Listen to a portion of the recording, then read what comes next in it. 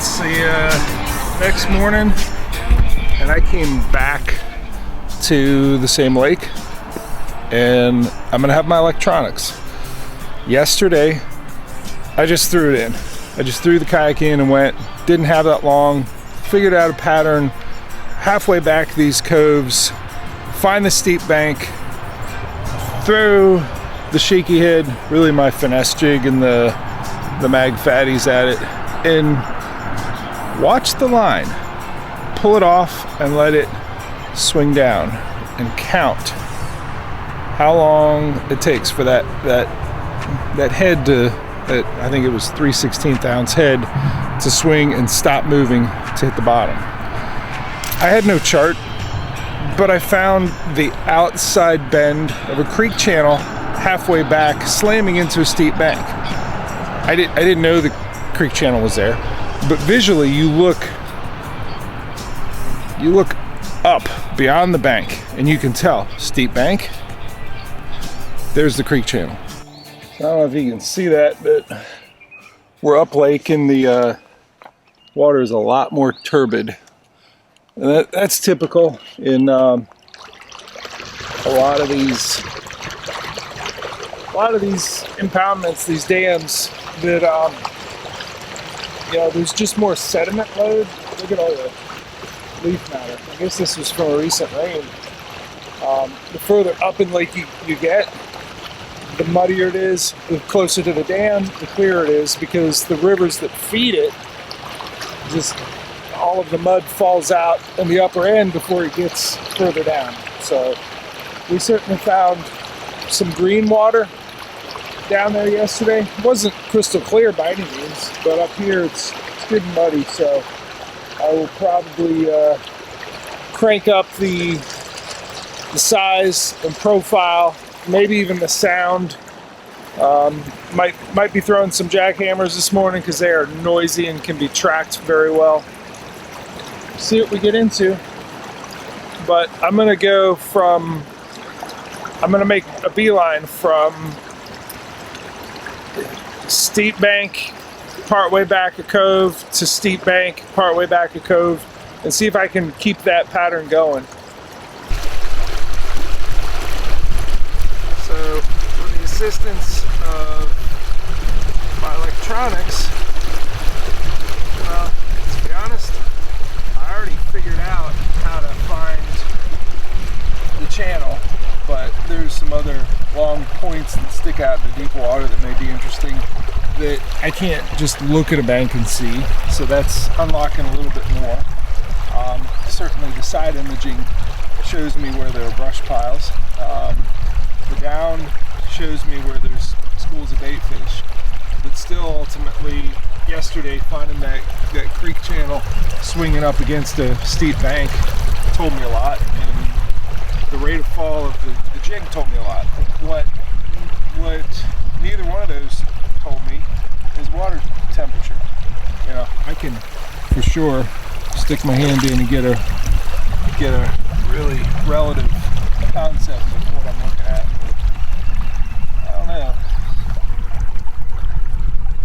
Is it coming up? You know, when you find that warmer water in the spring, it sometimes means something. It's a pretty steep bank. I'm gonna fish it. First cast into that spot there. Oh, that's a big jump. That's a big fish. Oh yeah. Yeah, this pattern is on. I'm gonna loosen that drag. Let him not bend out that hook, because it is a fairly small hook. There you are. Totally replicatable pattern.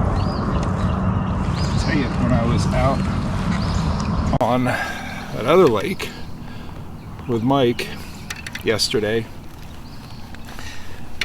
we ran and ran and ran, and he had figured out a very specific thing. Like, he knew what he was looking for. And he used that torpedo He actually carried 3 batteries because he was running so hard and so fast.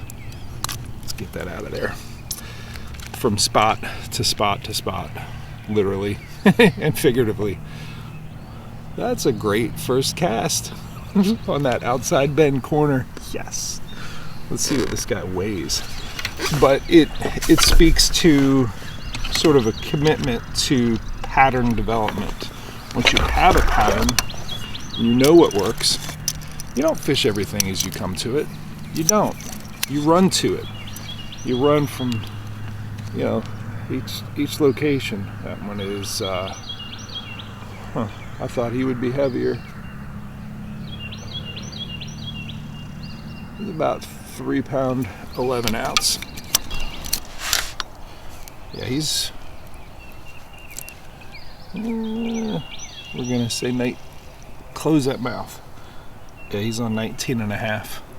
So when I had that fish hooked and I knew, hey, this isn't a really super beefy hook, and you can actually see that bent out a little bit, I'm gonna do 2 things post catch to make sure I don't lose the next one. One, I'm bending that fine wire hook back. The fine wire hooks have tremendous hookup percentage, which is really helpful. Sometimes you don't feel that real distinguishable pop. Sometimes they're just there, and that fine wire hook just finds a way to embed in flesh in that fish's mouth, which is great. But when you play a fish, you do what I did, which is loosen the drag, just, you know, quarter, maybe half turn. When you come back to it, check that hook, but also reset your drag, so that next time you get a bite, you have a good hook set, and you know, you don't lose that fish because of too light of a drag.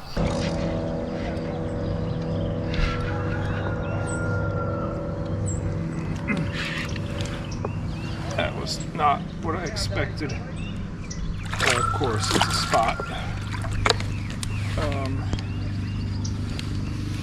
It's been slow. It came right out, and I started bringing that in pretty quick, and this one jumped on it. So first spot of the day, nice size one. Let's see what it measures. I got, yeah, he's a 16 incher. I'm sure someone out on Russell would be real happy to have that fish right now.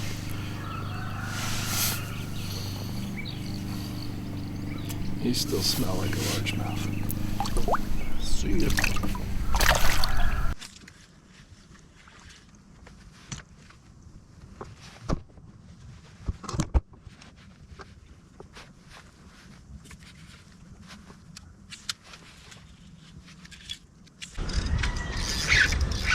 This feels different. This feels bigger than what I've been catching. I don't know what I got.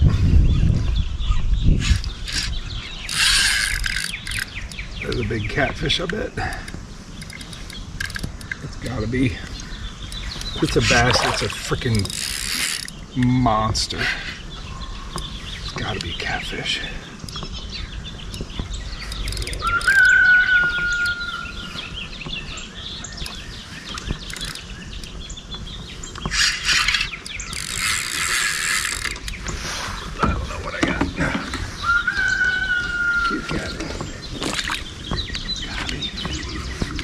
Whoa.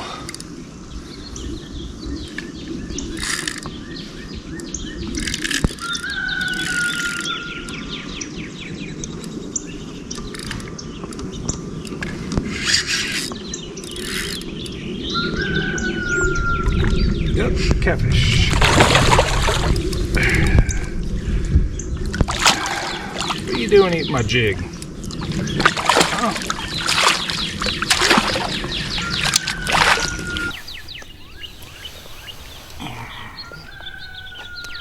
Pretty kitty. You wanna go home? I'll send you home. You go home now. See ya.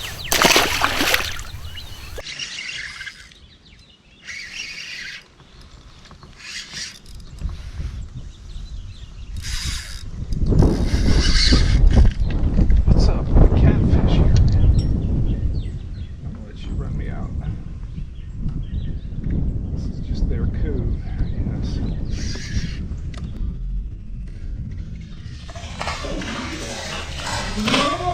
Oh gosh, that's not a catfish. That is a giant bass.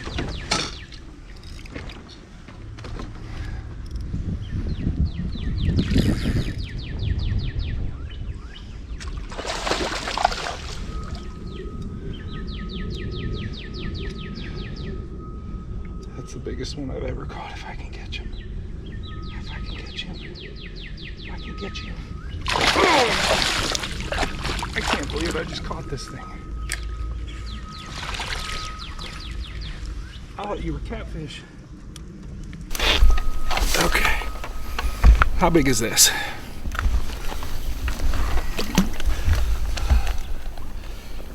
I can't believe I just caught that thing.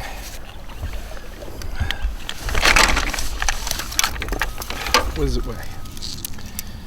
My personal best to date is 7 pounds, 15 ounces.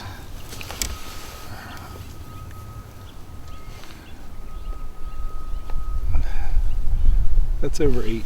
That's a new personal best. How cool. How cool is that? Yes. I thought you were a catfish. Look at this thing. Look at that. Good golly. Yeah, we don't get too many like that in Maryland. Real accurate measurement. Where are you at?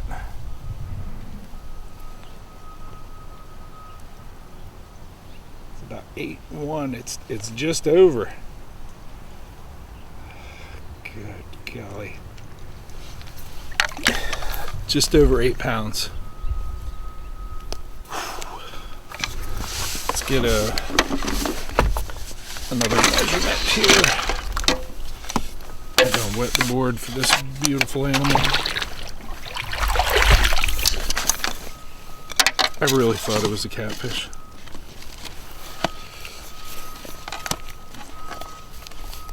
Yeah, it's the longest I've caught too. It's 22 3/4. Okay, this lure gets put aside.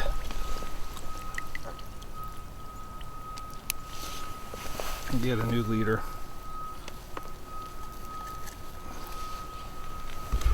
That just caught my personal best. 8 pound, 1 ounce. Wow. There it is. 8 pound, 1 ounce, 22 3/4 inches. We'll go ahead and get her back in the water so she can probably spawn here in a couple weeks. 61, 62 degree water. I think that's what she's working towards.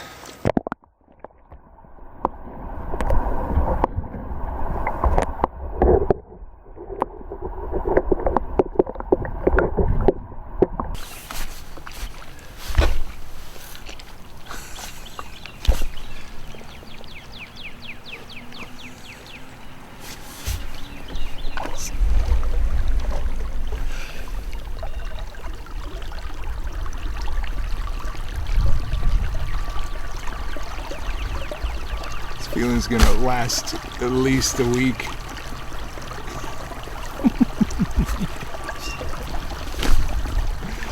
I will say we had the steep bank on this side. The fish was on that side, and this isn't not steep, but it's a pinch point here at the back. This creek goes around the corner and keeps going, but I'm gonna skip this dock next. Actually, this is the one that I got the catfish off of. I mean, it sat at the bottom. A fish watched it skip under there. It got to the bottom. I could feel the jig head go thud. And like within a second after that, I felt the dunk. I mean, it was jarring. And from go, I was like, yep, catfish. And then it jumped. That's cool. What if these people know they have an 8-pounder under the dock?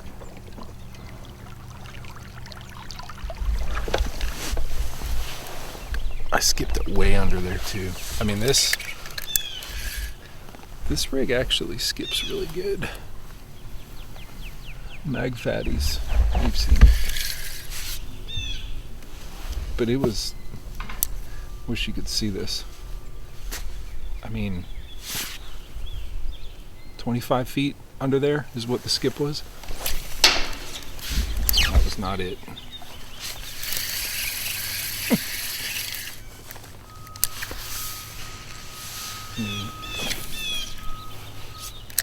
Any chance at all there's going to be another big fish there? I have no idea. So lining up the dock skip really helps to have a boat that just is agile, just turns real easy, and the inflatable is definitely that. I like to skip on my right side, and I position so that, you know, the skip, this motion right here lines up with where I'm shooting in.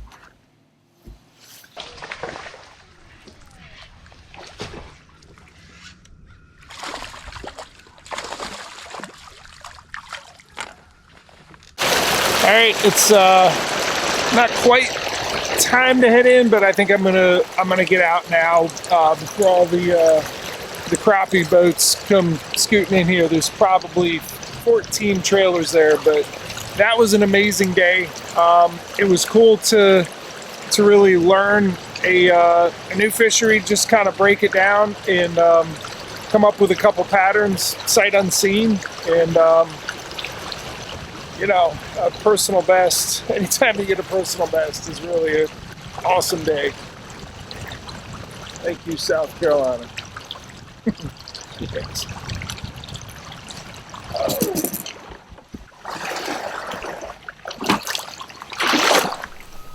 I really thought it was a catfish.